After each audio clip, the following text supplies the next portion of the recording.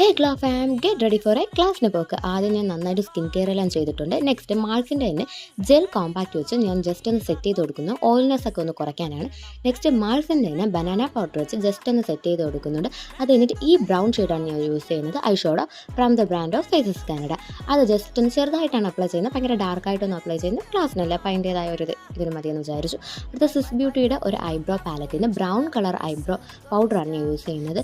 Black use ചെയ്താൽ ഭയങ്കരമായിട്ട് നിൽക്കും. ബ്രൗൺ ആകുമ്പം കുറച്ചും കൂടെ ഒരു നാച്ചുറൽ ലുക്ക് കിട്ടാൻ വേണ്ടിയിട്ട് ഹെൽപ്പ് ചെയ്യും. ഞാൻ പിന്നെ അതിനെ വെച്ച് ലൈൻ ചെയ്യും, എന്നിട്ട് അത് ബ്രഷ് ചെയ്യും. അതിൻ്റെ ഇടയിലുള്ളതൊന്നും ഫില്ല് ചെയ്യാനായിട്ട് ഞാൻ നിൽക്കത്തില്ല.